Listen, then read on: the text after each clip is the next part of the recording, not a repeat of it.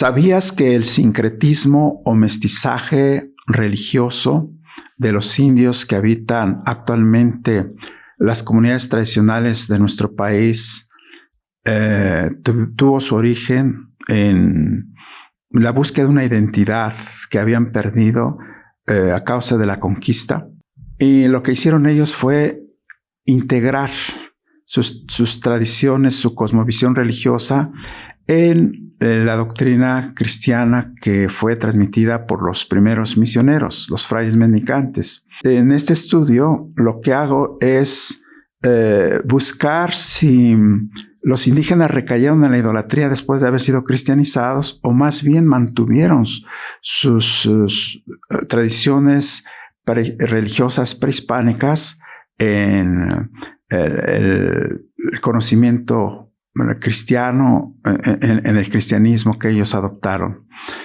En la segunda mitad del siglo XVI tomaron las doctrinas o parroquias de indios los clérigos seculares. Y ellos pues se dieron cuenta que la idolatría y la superstición entre los indios estaba lejos de erradicarse. Por esta razón, analizaron el fenómeno religioso idolátrico y lo presentaron en sus manuales de extirpación de la idolatría, como se les conoce. Yo estudio algunos de ellos, sobre todo que estudian estas idolatrías en el Arzobispado de México, como el manual de Jacinto de la Serna, de Hernán Ruiz del Arcón, o también los manuales para confesores, como el que elaboró Bartolomé de Alba. Estos clérigos seculares primeramente analizan el fenómeno religioso, presentan algunas expresiones idolátricas en estos manuales, como la veneración al fuego, o la veneración a los dioses de la agricultura como Tlaloc o Chicomecuatl, y van presentando este sincretismo al decir, por ejemplo, que el dios del fuego, a quien los indígenas en náhuatl llamaban Huehueteotl o Xiuhtecuhtli, lo representaban como una deidad anciana, un dios anciano, viejo.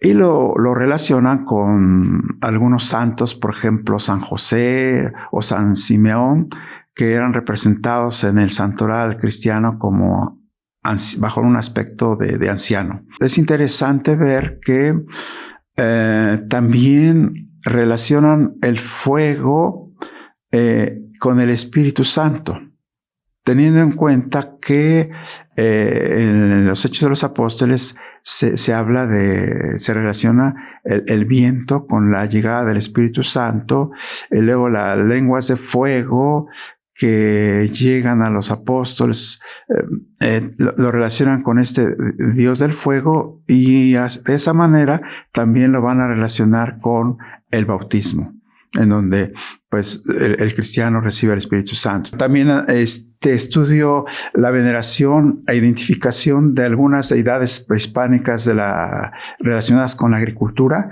con algunos santos. Entonces hacen este tipo de relaciones para darnos a conocer estos sacerdotes que las idolatrías se encontraban presentes o integradas en el culto cristiano, en la celebración de los sacramentos.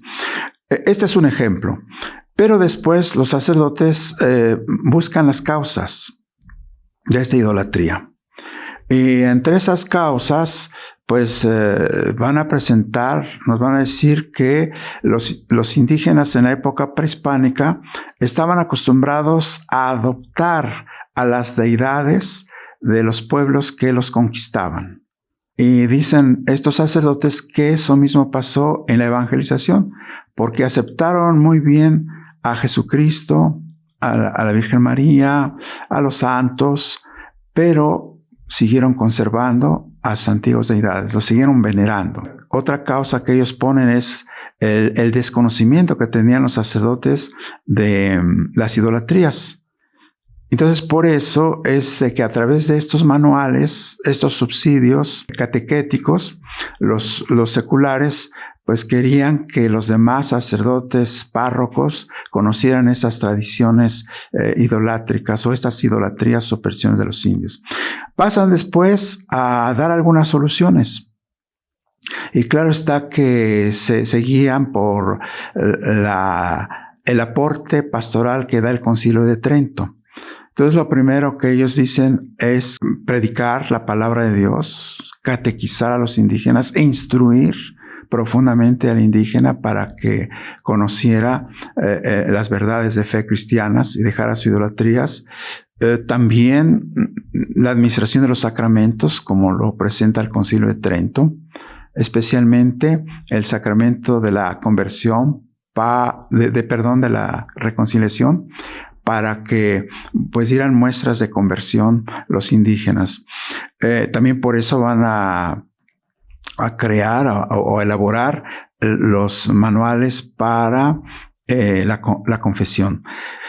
Y entre otras soluciones también dan que se ponga en práctica la visita pastoral del obispo o de sus delegados en las parroquias, y que a los sacerdotes se les permitiera estar mucho más tiempo en sus parroquias para poder conocer a sus feligreses y pues acompañarlos para que abandonaran estas idolatrías. Estas son las soluciones que dan estos sacerdotes. Entonces, como ven, en el marco de los 500 años de la evangelización en México, en la llegada del Evangelio, es muy importante seguir estudiando estos temas pastorales, porque así podemos nosotros evaluar hasta dónde caló profundamente, enraizó profundamente el Evangelio en estas comunidades y qué es lo que todavía se puede hacer para